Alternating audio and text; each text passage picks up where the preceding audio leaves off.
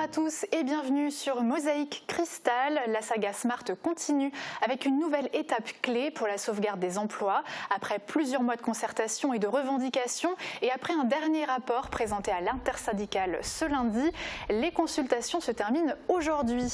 Le CSE, Conseil social et économique, doit procéder à un vote en faveur ou non de la reprise par Ineos. Tous les détails dans notre journal de demain. Et pour le moment, on s'intéresse au programme du jour avec une hausse des inscriptions au Resto du Cœur, un manager de centre-ville proche des commerçants, des caméras installées à Calhausen, mais aussi un retour sur la cérémonie du 11 novembre à Sarreguemines. Des infos à retrouver dans le Flash Info du jour. La municipalité de Sarreguemines souhaite renouveler le Conseil des sages pour les 6 années à venir. Un appel à candidature est lancé pour installer les nouveaux membres de cette assemblée consultative qui existe depuis 1997. Pour postuler, il suffit de résider à Sarreguemines, d'avoir plus de 60 ans et d'être à la retraite, pré-retraite ou sans activité. Les cérémonies du 11 novembre ont bien eu lieu malgré le confinement cette année. À Sarreguemines, l'hommage aux morts de la Première Guerre mondiale et à ceux qui sont tombés au combat cette année s'est déroulé place du Général Sibylle, sans public et en comité restreint. La campagne d'inscription au Resto du Cœur a débuté il y a une quinzaine de jours. À Bitche, le nombre de bénéficiaires est en hausse et pourrait même doubler cette année. La crise sanitaire a engendré une crise économique qui a mis beaucoup de personnes en situation précaire. Les distributions démarreront le 24 novembre et la campagne à venir s'annonce difficile. La commune de Calhausen a connu plusieurs dégradations et incivilités. Aussi, elle a décidé d'installer 17 caméras de vidéoprotection sur son domaine public afin de dissuader les semeurs de troubles et de récolter des preuves en cas de problème. Les images seront gardées 30 jours et ne pourront être visionnées que par la gendarmerie, le maire et ses adjoints lors d'une enquête. Tout le monde le sait, en cette période de confinement, les commerces dits non essentiels sont fermés. Pour tenter de limiter la casse, plusieurs d'entre eux optent pour la vente en retrait ou en livraison. À Sarreguemines, le manager de centre-ville les référence sur le site internet de la municipalité. Certains commerçants se montrent particulièrement à l'aise avec le digital. Soyez à l'heure dimanche à 18h sur Via Moselle TV et sur Mosaïque Cristal. On a une surprise de taille à vous faire découvrir. Et quelle surprise! C'est la toute nouvelle création. Tiens, regarde, la toute nouvelle création, elle est magnifique. Des boules de Noël contemporaines produites par le Centre international d'art verrier de Meisenthal. Rendez-vous dimanche, départ immédiat pour la découvrir sur Mosaïque Cristal. Et sur Via Moselle TV.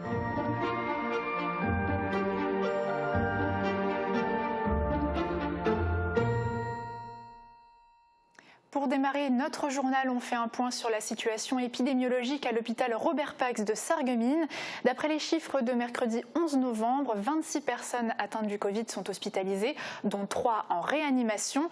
38 tests sont revenus positifs sur 540 réalisés. Des chiffres qui peuvent bien sûr évoluer plus ou moins rapidement. Les structures comme les associations caritatives doivent aussi faire face au confinement et aux mesures sanitaires. Alors généralement, la fin d'année est propice à toutes sortes d'événements pour récolter les fonds. Salut Thibaut, alors comment ces associations se débrouillent-elles ? Salut Rani, écoute, elles doivent se montrer créatives pour contrer les mesures sanitaires et avec ce nouveau confinement. Ce matin, nous sommes partis à la rencontre de Titouan et de son association Soutien notre ami Titou. C'est un de ses meilleurs amis qui a eu l'idée de créer cette association. Et après, les proches ont décidé de se rassembler autour et de la rendre officielle en 2016. Titouan nous a parlé de son initiative pour vendre ses décos de Noël durant ce confinement. Et à présent, comme tu le vois, je suis chez quelqu'un. Je suis en fait au siège social de l'association Aidons les enfants du monde et au domicile du président Robert Conrau. Il nous parlera plus tard de l'agenda chamboulé de son association pour ce confinement. Bien, merci Thibaut. On se dirige tout de suite à Richelin. L'association Soutien à notre ami Titou est obligée de revoir ses plans pour les fêtes, mais Titou Andruy et ses proches fourmillent d'idées. Ils ont décidé de fabriquer des décorations de Noël et de les vendre. Marie-Morgane Lorenz et Thibaut Desmerlés les ont rencontrés. Titouan et ses proches n'ont pas abandonné. Le confinement a chamboulé leur organisation pour les fêtes de fin d'année.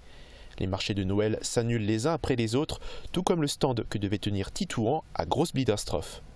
Cela fait plusieurs années qu'il vend les décorations confectionnées par ses proches pour les fêtes. Aujourd'hui, pour maintenir la magie de Noël, la vente se fera sur les réseaux sociaux. D'ailleurs, les internautes pourront y découvrir une nouveauté, les sapins en bois. Plus les gens venaient chez moi à Noël, ils me disaient « Ah, il est super ton sapin, où tu l'as trouvé et tout ça ». Et il y a à peu près 2 mois, je l'ai mis sur notre page pour voir si des gens étaient intéressés. Là, on a eu des demandes, le jour même. On ne s'attendait pas à en avoir autant. 25 sapins, 18 totems de chat, lune ou de nounours, ou encore les fameuses couronnes de l'Avent. L'association soutient notre ami Titou, ne manque pas d'idées, et le succès est au rendez-vous, tout a été réservé. Cette fabrication fait maison demande un gros investissement. Ça demande surtout du temps, parce qu'il faut déjà aller chercher le matériel, après il faut le couper, l'assembler, le peindre, le décorer. Et ça, on a travaillé sur les 25 sapins, ça m'a pris à peu près 1 mois. Il n'est pas le seul dans cette aventure. Pour les matières premières et les outils, il peut compter sur plusieurs partenaires comme la société Moder Habitat, le garage Poinsignon ou AVS Médical. Les bénéfices de cette vente seront entièrement versés à l'association et permettront à Titouan d'améliorer son quotidien. On n'a pas beaucoup d'aide, donc lui il n'a pas beaucoup d'aide, donc c'est vraiment, et comme tout coûte très très cher, dès que c'est estampillé handicap c'est hyper cher, tout ça c'est pour lui, voilà. Les bénéfices serviront plus précisément à prendre en charge les frais médicaux, entretenir l'ascenseur ou encore pour financer les aménagements technologiques comme un système de commande vocale. Éteins la cuisine. Cette vente en ligne est une belle vitrine numérique pour rester visible. Et une autre association doit aussi faire face au confinement, Aidons les enfants du monde. Nous sommes en direct avec son président Robert Connereau, bonjour. Oui, bonjour. Alors le confinement bouleverse votre agenda pour la fin d'année, notamment avec le concert de Noël en partage qui est annulé. Vous pouvez nous en parler justement ? Oui, nous nous sommes réunis le 31 août dernier et nous avons décidé en comité d'annuler notre concert à cause des questions sanitaires et de la pandémie actuelle. Donc c'est avec beaucoup de regrets, mais nous avons été contraints de le faire. Mais vous ne baissez pas les bras justement. Quelles sont les alternatives que vous avez trouvées à tout ça ? Oui, alors bien entendu, nous ne baissons pas les bras, au contraire, nous les tendons vers les enfants déshérités du monde et à nos portes. Et nous avons rédigé une lettre que nous avons appelée une lettre d'invitation au partage. Cette lettre, nous allons la distribuer dans la boîte à lettres de nos bienfaiteurs habituels, dans une trentaine de localités, donc régionales et extérieures. Et cette lettre, donc, elle indiquera que le chant a été annulé et que les personnes sont invitées à pérenniser leur partage au profit exclusif des enfants. Des enfants, comme je viens de dire, qui sont victimes d'inégalités sociales de plus en plus profondes, qui sont victimes de la faim, d'une absence de scolarisation et pour certains d'absence de soins médicaux.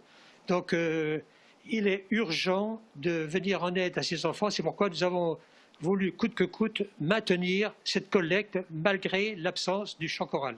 Eh bien, merci beaucoup pour toutes ces informations. Courage et à bientôt. Solidarité, toujours le 24 novembre prochain, démarre la 36e campagne d'hiver des Restos du Cœur. La situation a aggravé la précarité de nombreuses familles. À Bitche, les inscriptions ont commencé et il y a une quinzaine de jours et l'on va sans doute doubler le nombre de bénéficiaires cette année. Cet hiver, les Restos du Cœur auront encore plus besoin d'aide que d'ordinaire. Dans les locaux de Bitche, on a dû réorganiser l'accueil des bénéficiaires, ouverture d'une salle qui servait à du stockage, condamnation de la salle café pour étaler les marchandises à distribuer et prise de rendez-vous pour les inscriptions et pour la distribution. À Bitche, en temps normal, le nombre de bénévoles est relativement stable et tourne autour des 60 à 70 familles. Mais cette année, après tout juste 15 jours d'ouverture aux inscriptions, le constat est sans appel. Une centaine de rendez-vous sont déjà pris. À l'inscription, les bénévoles remettent une attestation de déplacement aux bénéficiaires avec un horaire de rendez-vous pour la distribution et un masque. Les inscrits repartent aussi avec quelques denrées en attendant le 24 novembre. 20% de ce qui est distribué ici vient de dons particuliers ou des collectes. Les besoins urgents sont d'ordre alimentaire. Alors principalement, c'est les produits de base, hein. La farine, le sucre, l'huile, les boîtes de conserve, de légumes, de plats cuisinés, genre raviolis, cassoulet, choucroute, enfin bref. La crise économique engendrée par la crise sanitaire a mis beaucoup de gens en situation précaire. Les Restos du Cœur devaient organiser une collecte le 13 novembre pour accompagner le démarrage de la distribution, mais celle-ci est reportée en janvier, si tout va bien. Et face à l'affluence des bénéficiaires, les restos ont aussi besoin de bras. Pour l'instant, je crois que nous sommes 18 bénévoles. C'est vrai que quelques bras supplémentaires pourraient être très utiles. Là où ça peut être un engagement ponctuel, c'est pour les collectes. Pour nous aider, parce que pour les collectes, il faut du monde dans les magasins, il faut du monde pour ranger, il faut du monde pour transporter. Donc c'est ce qu'on appelle les bénévoles d'un jour, et ceux-là sont toujours les bienvenus. La nouvelle campagne d'hiver des Restos du Cœur s'annonce d'ores et déjà difficile et l'on sait que d'autres bénéficiaires risquent de se présenter d'ici le mois de mars. Habituellement, les rues du centre-ville de Sarreguemines commencent à s'animer à cette période de l'année. Alors si 2020 est plutôt terne, les commerçants veulent survivre et multiplient les initiatives pour vendre leurs produits. Le manager de centre-ville est d'ailleurs là pour les aider. Illustration dans ce reportage de Guillaume Dumonteil. En raison du reconfinement, les commerces sont fermés. Tous, heureusement que non. Les commerces dits essentiels, comme ceux qui proposent de l'alimentation, restent ouverts et proposent leurs produits à leurs clients, mais ils pâtissent de la fermeture des autres commerces, car le centre-ville c'est un tout, avec ses magasins de vêtements ou encore de parfums, aujourd'hui fermés. Je pense que les gens viennent chez nous, oui, mais tout le monde ne vient pas chez nous s'ils ne viennent pas pour autre chose. Et je pense qu'on est vraiment essentiels les uns aux autres, nous pour les autres, mais les autres aussi pour nous. Cette synergie pourrait fonctionner davantage en cette période de confinement avec des échanges de services. Un commerce qui a le droit d'ouvrir, qui peut servir de dépôt de colis par exemple pour un commerce qui n'est pas autorisé à ouvrir. Bien qu'autorisé à ouvrir, le magasin Les Fruits Gourmands prend également des commandes, au cas où les clients n'ont pas la possibilité de se déplacer ou s'ils redoutent de devoir patienter avant de pouvoir rentrer dans le magasin. Un système de commande et même de livraison prisé par les clients en période de confinement. Au printemps, lors du premier confinement, près de 70% du chiffre d'affaires du magasin était réalisé par le biais de ce système de commande. Ce système, on essaie de l'étendre et de le rendre un petit peu au goût actuel. Donc un site d'e-commerce, de la vente en ligne, avec toujours bien sûr le conseil, l'achat et prendre la marchandise au magasin ou la livraison. L'ensemble des 800 références du magasin devrait apparaître prochainement sur son site internet. Être figital ou être présent physiquement dans le digital, dans le monde numérique. Chez Lorena, on a bien compris qu'il fallait prendre ce virage-là. C'est en visio qu'Isabelle Durmeyer maintient le contact avec ses clientes. Elle réalise même des créations par ce biais-là. Actuellement, elle a entre 4 et 5 rendez-vous téléphoniques par jour. C'est une solution très intéressante parce qu'elle garde donc un lien privilégié avec ses clients, c'est des rendez-vous personnalisés et c'est une pratique qui peut parfaitement être adaptée à d'autres commerces sur Sarreguemines. Et donc mon travail, c'est de centraliser ces bonnes pratiques et de les faire connaître pour que chacun puisse se les approprier. Néanmoins, cette commerçante parvient à ne maintenir qu'une part infime de son activité. On demande quand même une réouverture le plus tôt possible parce qu'on a quand même un stock qui est considérable et nous, Noël, c'est la période qui représente 40% de notre chiffre d'affaires. Sur le site internet de la ville de Sarreguemines, le manager permet aux internautes de connaître l'ensemble des commerces qui restent ouverts à Sarreguemines, que ce soit en centre-ville ou dans les zones commerciales. Cela vous permet de connaître leur mode de fonctionnement en cette période si particulière, ainsi que de consulter leurs différents sites. Allez-y, consommez dans les commerces de centre-ville, utilisez les différents services qui sont proposés. C'est important pour eux, ils ont besoin de votre soutien. Pensez aussi à eux pour les achats de Noël. Depuis le reconfinement, les routiers connaissent à nouveau une situation compliquée avec la fermeture des relais routiers. Impossible de profiter d'un repas chaud ou d'un temps de repos après de longues heures de route. À Metz, le restaurant routier L'Escale a obtenu l'autorisation de la préfecture pour ouvrir. Un soulagement pour l'équipe du restaurant ainsi que pour les chauffeurs routiers. Reportage de Via Moselle. C'est l'un des rares restaurants à avoir sa salle allumée. Avenue des Deux Fontaines à Metz, l'Escale est autorisée à accueillir ses clients en salle. Une dérogation exceptionnelle pour une clientèle particulière, des routiers exclusivement. On a le droit de servir les routiers le soir à partir de 18h jusqu'à 10h du matin. Il faut qu'ils nous présentent une carte, bien évidemment. La plupart, on les connaît, mais ceux qu'on ne connaît pas, on leur demande. Le petit déjeuner le matin aussi, on peut leur servir à 5h, 5h30. Et à partir de 10h du matin, on ne peut plus servir en fait, dans l'établissement, c'est à emporter tout simplement. Un service, somme toute réduit, mais qui satisfait le couple à la tête du restaurant routier depuis 2 ans et demi. En cuisine, Nabil, le mari et le chef, est au fourneau, seul dans sa grande cuisine. La moitié des salariés est au chômage partiel. Ce soir, on a de la bavette, on a un duo de saucisses, on a des pâtes, des fagottini, comté et basilic. L'équipe s'est organisée tout le week-end pour pouvoir ouvrir dès ce lundi et proposer un service quasi normal en soirée. Fermé depuis le 30 octobre, le restaurant a proposé durant une semaine des plateaux repas que les routiers emportaient dans leur cabine. Rendre la salle accessible est un soulagement pour le chef. Au moins ceux qui sont là, ceux qui sont loin de chez eux, ils peuvent se restaurer, ils peuvent se doucher, ils peuvent manger un bon plat à table.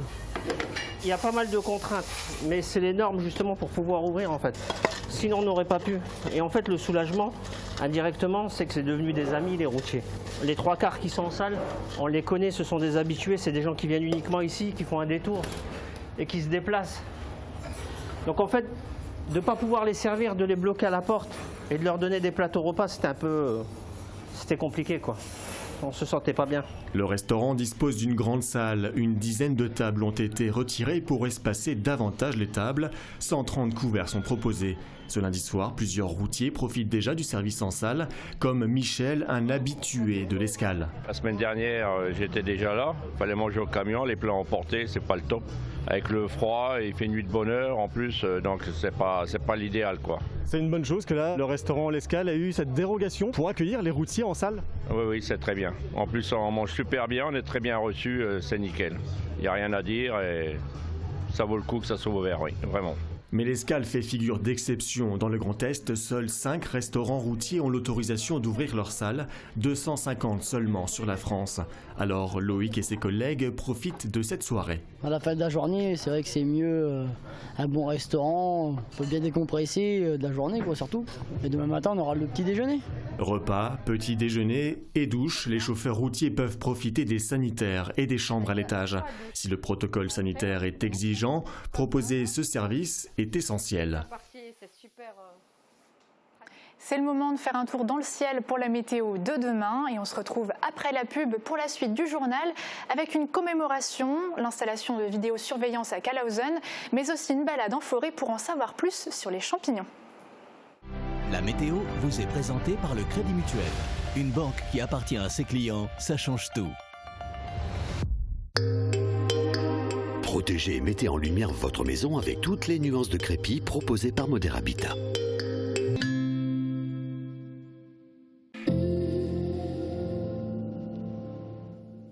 Bonjour tout le monde, pour demain le ciel sera encore nuageux dès le matin, mais en cours d'après-midi on retrouvera des éclaircies et quelques pluies sont tout de même possibles par endroits.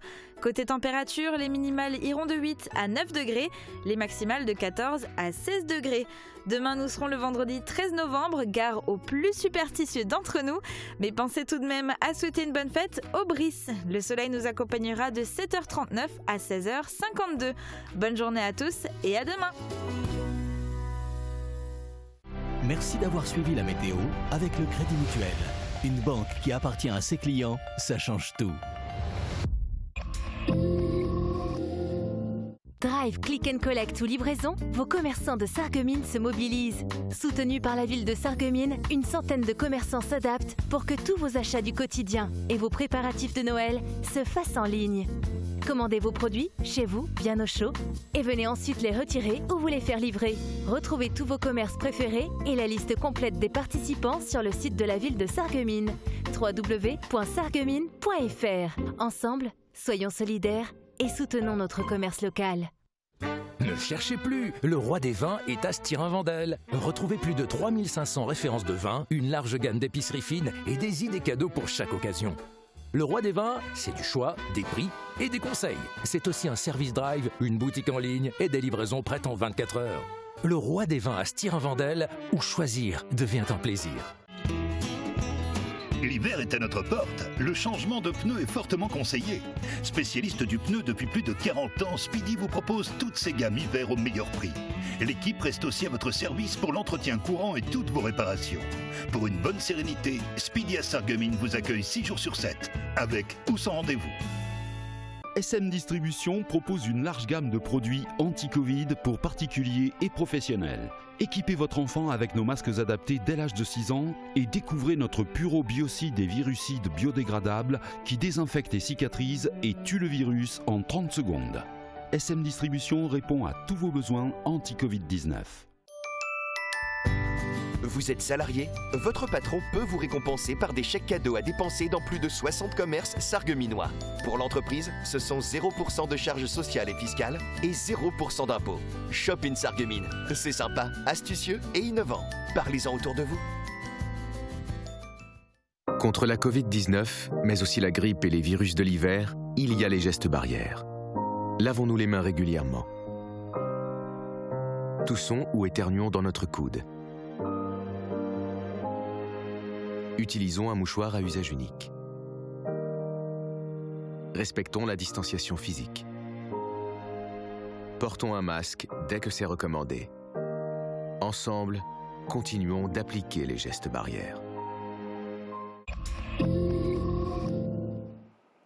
Il y a 102 ans, la Première Guerre mondiale s'achevait.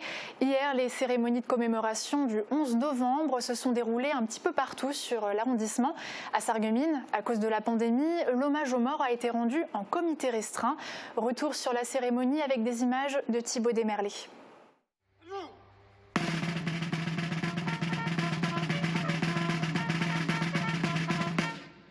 Elle s'est faite sans public et en petit comité.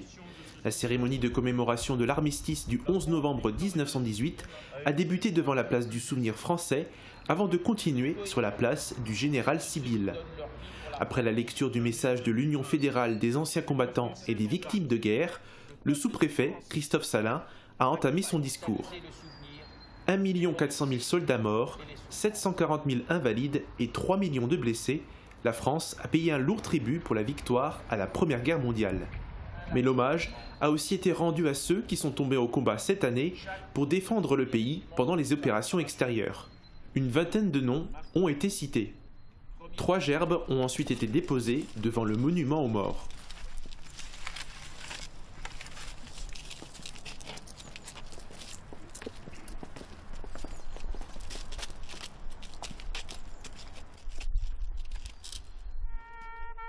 Avec les restrictions sanitaires, l'orchestre a été réduit à 2 personnes, mais cela ne les a pas empêchés de jouer la sonnerie aux morts et d'entonner la Marseillaise.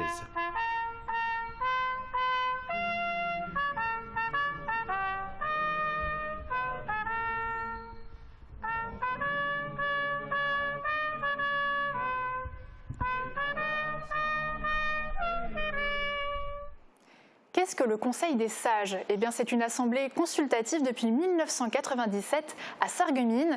La nouvelle équipe municipale poursuit l'aventure et doit nommer un nouveau conseil pour les 6 prochaines années. Un appel à candidature est lancé. Peuvent postuler tous les résidents de Sarreguemines de plus de 60 ans à la retraite, pré-retraite ou sans activité. L'objectif est de former un ensemble de personnes représentatives des quartiers et des catégories socio-professionnelles, sans oublier de respecter la parité. Ce qui attend les membres du Conseil des sages, eh bien, c'est une participation à la réflexion sur le devenir de la ville, émanant notamment des grandes directions empruntées par le dossier Action Cœur de Ville, à savoir par exemple les problématiques commerciales dans notre ville, la problématique du logement, la problématique environnementale, l'aménagement du secteur des faïenceries, et j'en passe. Ce sont de grands thèmes fédérateurs, structurants pour notre ville, que nous souhaitons soumettre à toutes les générations. Nous avons souhaité une bonne représentativité de la catégorie des seniors, c'est-à-dire que nous limitons les places émanant des associations pour une plus grande ouverture à des profils différents, à des sensibilités différentes. Certains privilégient la culture, d'autres les sports, d'autres les questions environnementales. Il nous faut un petit peu des profils très différents pour qu'il y ait cette représentativité. Alors n'hésitez pas, vous pouvez envoyer une lettre de motivation à la mairie ou via le formulaire sur le site internet de la ville. Des dégradations, des incivilités, les communes doivent faire face régulièrement à ce genre de problème. Sur l'arrondissement, Calauson ne fait pas exception. Alors pour dissuader les fauteurs de troubles, mais aussi avoir des preuves en cas de récidive, la mairie a eu l'autorisation d'installer des caméras. Regardez. 17 caméras au total. Un nombre qui peut paraître conséquent pour Calauson et ses près de 860 habitants. Pourtant, la commune fait partie des plus grands villages de l'arrondissement et ne déroge pas à la règle en matière d'incivilité. On a subi pas mal de dégradations sur les bâtiments publics, en l'occurrence les bâtiments de la salle polyvalente. Et c'est assez visible. L'isolation extérieure a été touchée. Donc vous voyez que ça va engendrer des frais supplémentaires pour pouvoir remettre en état ces surfaces. Donc en fait, ils tapent sur les gouttières dans le seul but de détruire, quoi. Ben, ça peut créer effectivement des infiltrations parce qu'elles sont plus efficaces et toute l'eau se déverse à cet endroit. Au dernier mandat, une plainte avait été déposée sans suite, faute de preuves. Avec ces nouveaux équipements, il sera plus facile de trouver les coupables. Il s'agit aussi de lutter contre les dépôts sauvages près de la benne des déchets verts ou encore en cas d'accident au Grand Carrefour près de la mairie. Moi je pense que c'est très bien pour la commune, c'est rassurant pour les habitants. Oui, moi ça me rassure parce que déjà je viens d'emménager donc j'avais pas forcément vu les dégradations sur la commune de Calouse. Et ma fille fait du foot donc c'est vrai que si on arrive à voir par rapport à ce qui se passe et tout avec les caméras, c'est quand même rassurant, quoi. Mais pourquoi autant de caméras ? Pour couvrir les zones déjà dégradées, mais aussi assurer une tranquillité sur le reste de la commune. Donc 17, en fait, c'était pour avoir le maillage tout autour des bâtiments publics. Et il a fallu faire une autorisation à la préfecture parce que la pose des caméras est très encadrée au niveau de la législation. Et la condition pour les obtenir était de filmer uniquement le domaine public. Les habitations privées n'apparaissent donc pas sur les écrans de contrôle. Les images seront gardées dans un délai de 30 jours et pourront être visionnées seulement par la gendarmerie, le maire et ses adjoints lors d'une enquête. En matière de champignons, difficile de faire des distinctions. Chaque bon champignon a son mauvais cousin qui lui ressemble. Émile Heitel vous présente quelques spécimens que l'on trouve dans notre secteur, bons comme mauvais. Alors voilà donc coulmelles ou lépiotes élevées. Il faut bien reconnaître que celles-ci, elles sont élevées, il n'y a pas à dire. Donc elles sont assez jeunes puisque la tête, elle est encore fermée. Donc les coulmelles, vous ne risquez rien. Vous laissez tomber surtout les petites coulmelles. Il y a même une autre coulmelle qui a un pied très court, qui peut donner mal au ventre. Donc la meilleure des choses, c'est de prendre dans les prés les grandes coulmelles comme on les voit ici. Voilà, et puis de laisser tomber tout le reste.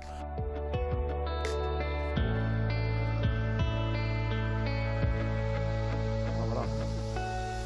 C'est véritablement une amanite, couleur citron. Voilà, avec des restes de cuticules là sur le chapeau. C'est là qu'on les connaît. Couleur citron, citrine. Ne pas manger. Là, c'était la manite tue-mouche parce que à la campagne, et moi je l'ai vu faire, il y a 70 ans à peu près, on les mettait sur une assiette à l'intérieur de la maison, les mouches venaient se poser dessus et elles mouraient. D'où le nom amanite tue-mouche. Surtout pas la manger, quoi. Quand je suis sûr qu'ils sont mauvais, je les écrase. Je ne vais pas spécialement les écraser, mais je marche dessus pour que quelqu'un d'autre ne les ramasse pas. Pour ceux, naturellement, que je ne connais pas, parce qu'on ne peut pas tous les connaître, ceux que je ne connais pas, je les laisse. Quelqu'un les connaîtra peut-être, ce serait dommage de les détruire, vous voyez, c'est comme ça qu'il faut procéder, quoi.